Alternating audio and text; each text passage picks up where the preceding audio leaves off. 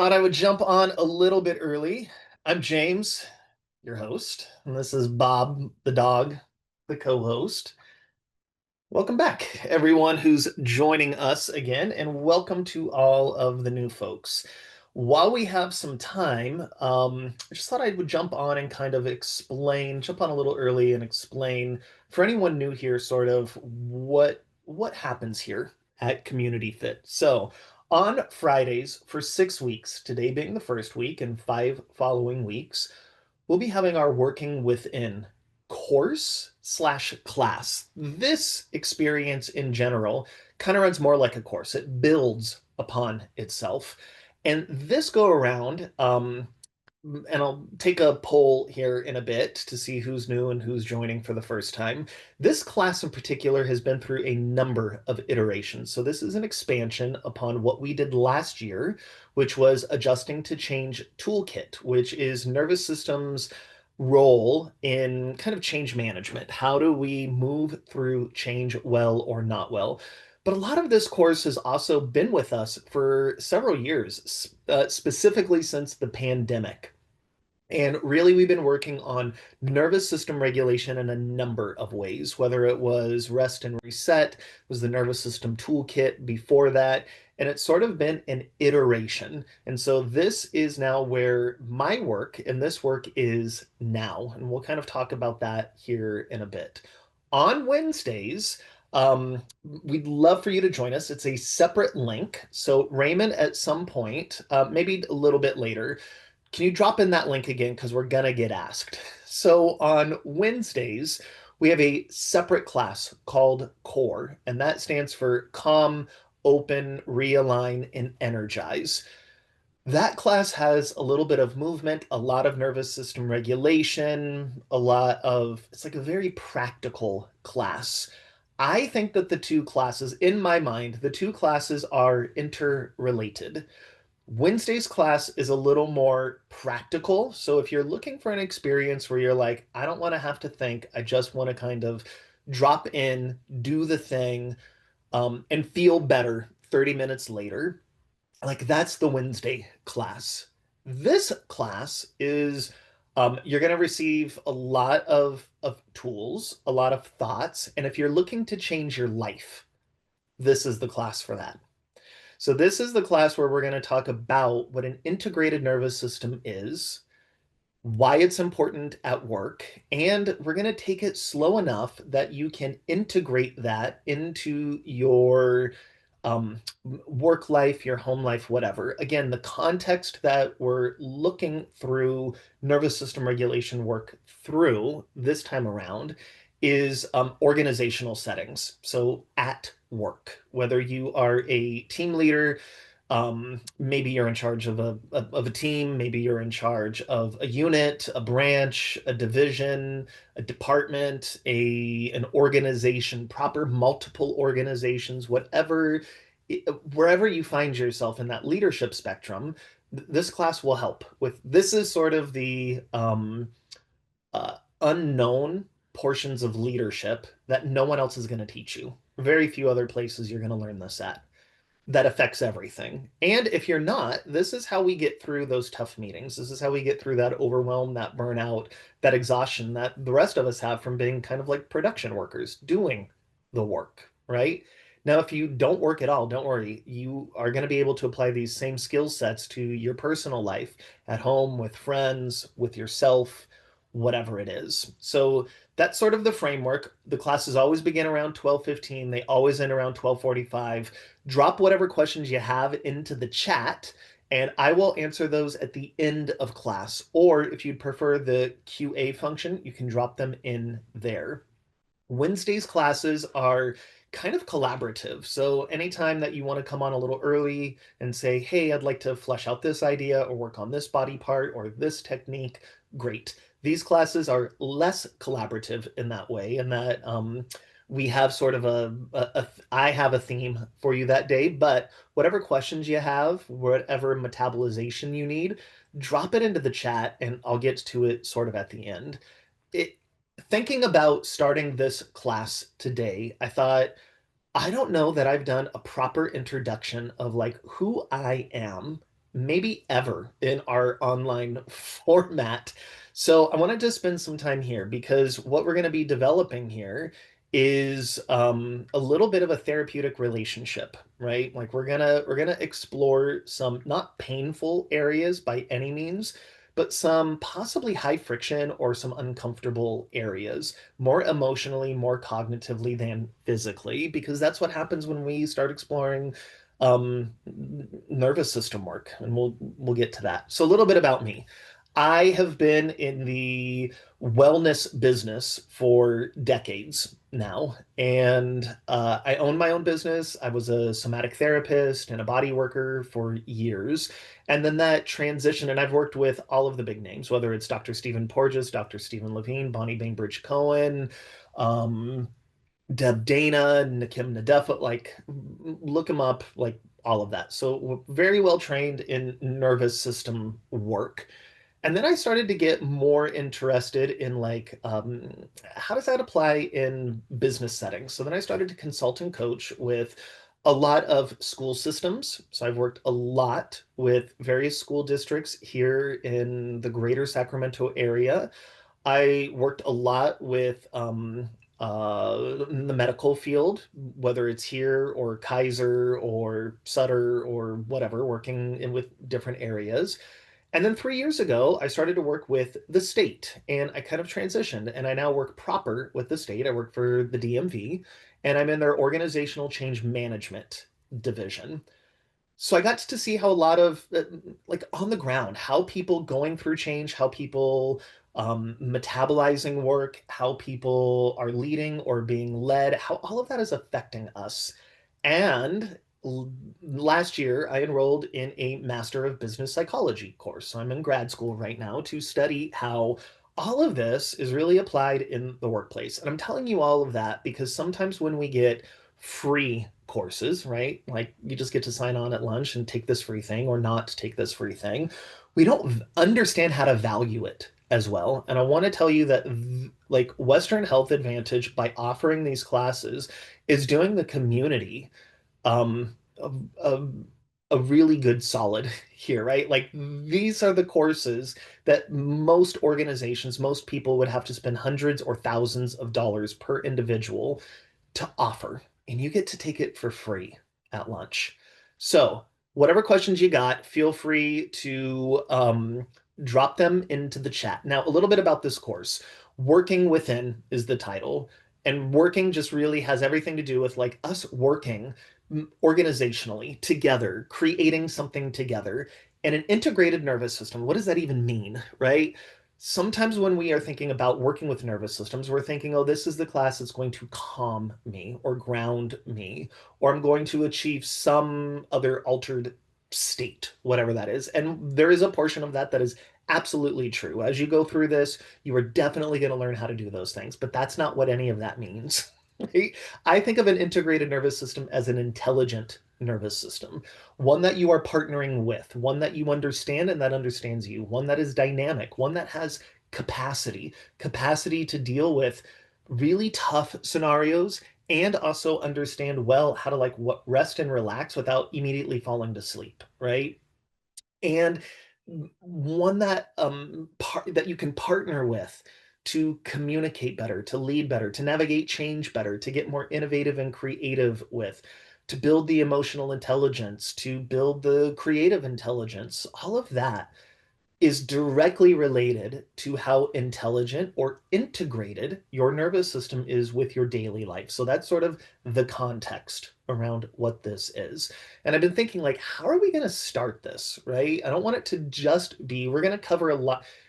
In fact, this is a great time. Can you send up a heart emoji really quick if you are joining us again? Like, if you've taken some of these courses with us before. Maybe it was adjusting to change. Got it. So lots of, as I was going through earlier, like lots and lots of familiar faces. Now, can you send up an emoji that is not a heart emoji if you are net new to this program?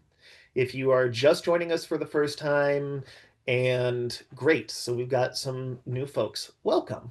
Welcome. So I want to create something new for the people who have been working with us for a while, or at least an opportunity to dive deeper into your practice. Because again, we've been talking nervous system work now since the pandemic, right? So we are going on year 6 of working with this stuff. So I'm looking at a lot of names on here, and I know you guys have a really good library. So if you're like, I got a lot, we've been together for a while, James. This is an opportunity to dive deeper. This is also an opportunity to take it slow enough for the new people that you're going to be able to catch up on these things. And where I wanted to start with all of this is an area that I think is probably the most important and the most undervalued, right?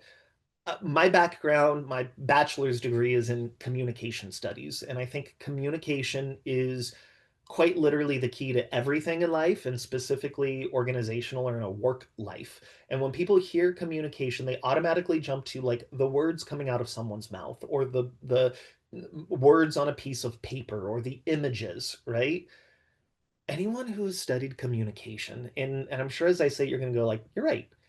The most important portion of communication is not the sending out, it's the receiving. It's the listening component. And across the board, like in work life and in regular real life, we're just not good at listening. Even if you think you're good at listening, you are not good at listening. And part of that is because it's an expansive skill. Like we are never going to be at the master class level of listening. We can work our way there, but we don't even really prioritize it in in a lot of ways. So I thought we would start today with understanding listening in a maybe a new and different way. Now, again, Wednesday's classes are very practical, applicable. Like you just come and you do the thing, you do the breath work, you do the movement, and you feel good at the end. And there's a reason for that. It's a different experience that is connected to this. This class is going to require you to participate, play around with it, and think about and apply and make those connections, right? It's like in the other class, I'm kind of driving the bus and you're just enjoying the ride with me. In this, we're doing sort of like a driver's training program, right? Like you have your hands on the wheel, you get to steer, you get to do this stuff, and I've just got my foot on the brake over in another chair somewhere. And what I mean by that is we're going to explore some stuff, and I don't know you. I don't know your history. I don't know where you've been. I don't know what you're bringing to this experience.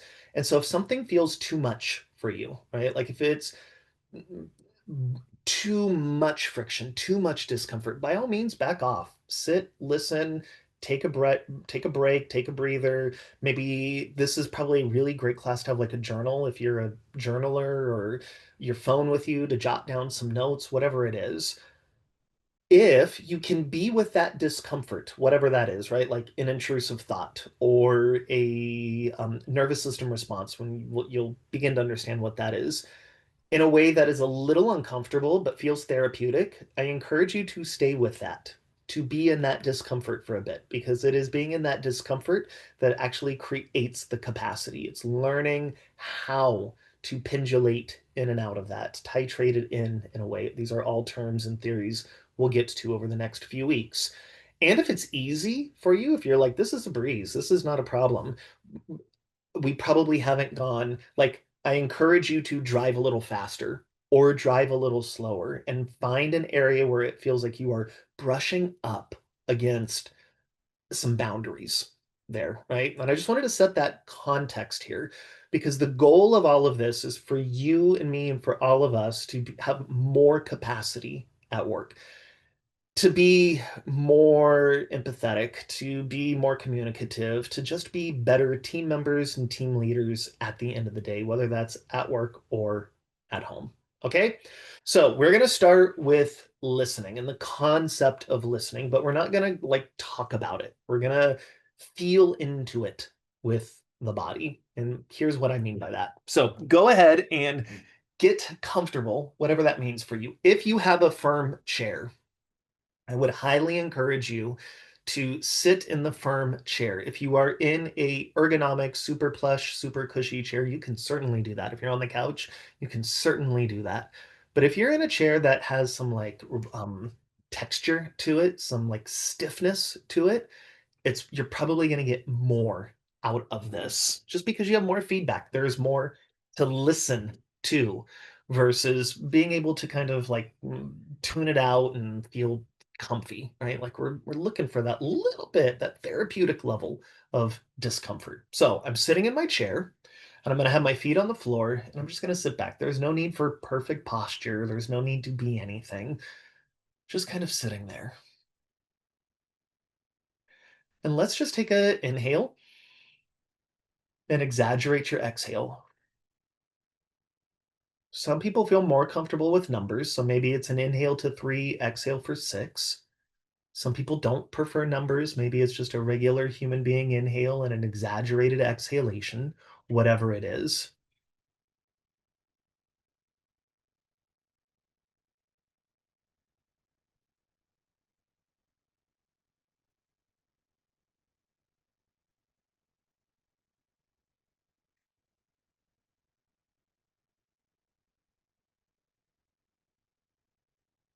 And we're going to start to listen to what information is coming from the body. And here's what I mean. Right now, kind of rock to the right and rock to the left. And undoubtedly, you feel underneath the right butt cheek, there's like a right sit bone. And on the left, there's a left sit bone. So there's a right butt cheek bone and a left butt cheek bone. And we're just kind of moving side to side, feeling into that. See if you can find a place where you are more or less centered and just be there for a moment.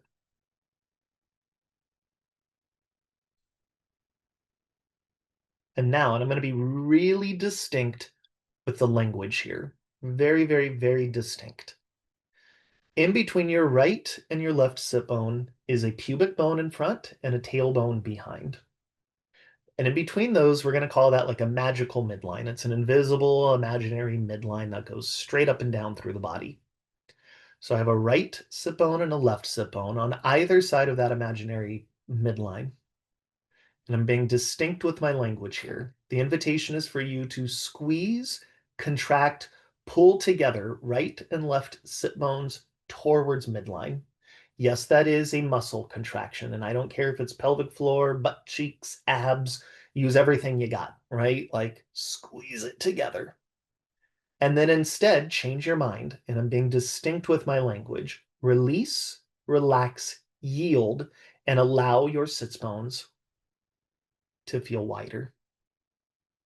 Again, being very distinct with the language, you have to effort, squeeze, contract, control, pull together the sit bones. And then in contrast, you absolutely cannot effort it. You have to allow, yield, relax, wide. And just play with that. There's a bringing together, and then there's a widening.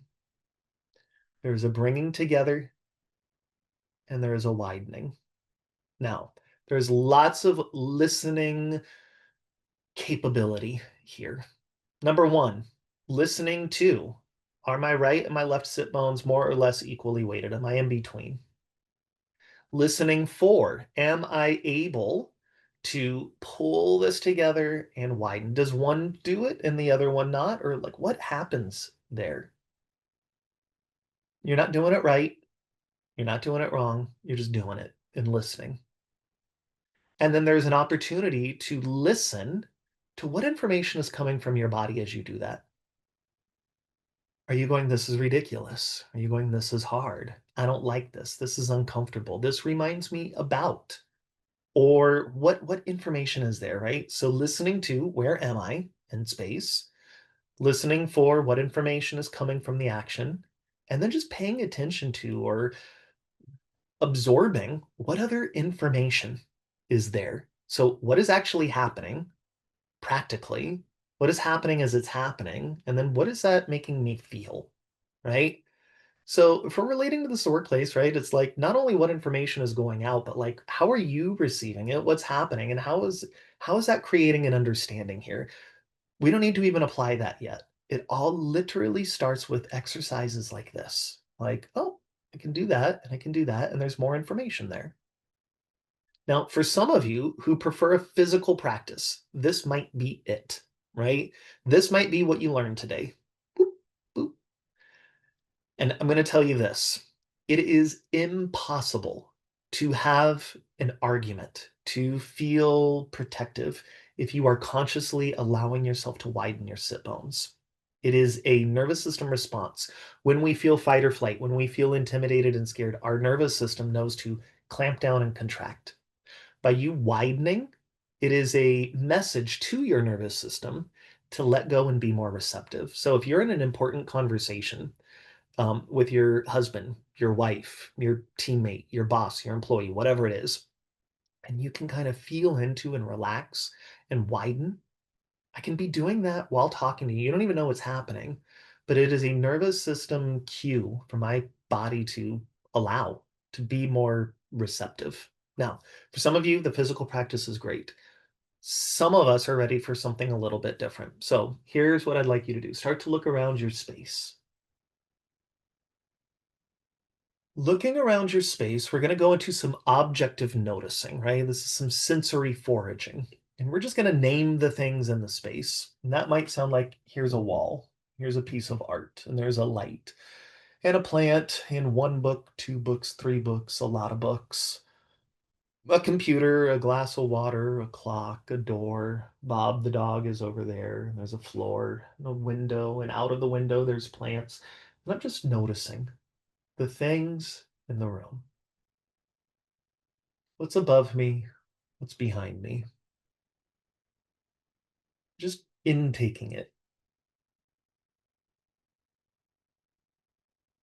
And then, can you notice the spaces in the room that have more space? It might be what we call negative space, where there are not things in the room, right?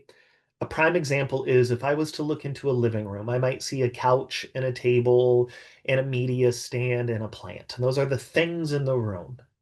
But I could also walk around all of that stuff, and that's spaciousness within a room. So start to look around your room, and instead of naming the things in the room, just look at like, oh wow, there's like a lot of space. There's an openness. And if it's not open and spacious in your house, take a look outside. There's lots and lots of space out there. Your nervous system likes cues of spaciousness. It likes to know that there's capacity to move and to get out of there and to create distance. Like that's what your nervous system likes. It doesn't like to be up close to things. So we're just acknowledging spaciousness and then turn back and go, I'm noticing stuff in the room. And instead, I'm noticing where there's not stuff in the room. And see if when you notice stuff in the room, like what words begin to come up, right? It might sound like now we're going into some subjective noticing. It might be like, I'm noticing there's some papers and some pens and more papers and a box of stuff that's cluttered over there. It's more cluttered than what I thought it was. I should probably clean that, right? So now we're noticing the stuff, and then we're noticing kind of stories that go with the stuff. And then instead, maybe you notice where there's an absence of stuff. Oh, there's space. And as I notice space, I immediately go to the things that are occupying the space that shouldn't be occupying the space, right? I start to notice like there's stuff on the ground that shouldn't be on the ground, and there's some hats over there that shouldn't be there. And there's dust over there that I didn't notice when I was cleaning, and now that should be clean, right? So you start to just notice all of the stories. So I'm noticing the thing, and then I'm noticing the stories that go along with it. I'm doing the thing, I'm noticing the objects and then the stories. Or I could notice the areas without objects and what stories come up there. And as I start to notice those stories, can you go, how does my belly feel as I notice those stories? How do my shoulders feel when I notice those stories? How is my body responding to the things that I'm witnessing? What I'm choosing to pay attention to. Now, again, you could be in that right butt cheek, left butt cheek, squeeze and let go. Or we could be in the I'm noticing things in my space.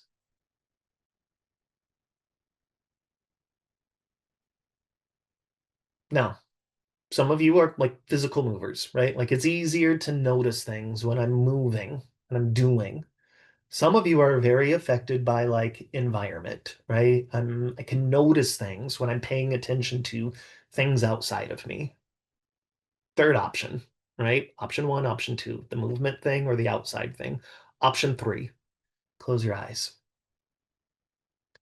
Can you find a space in your body that feels um, lacking space? It feels in pain. It feels tight. It feels congested. It feels small. It feels contracted. It feels whatever language you're going to put on that.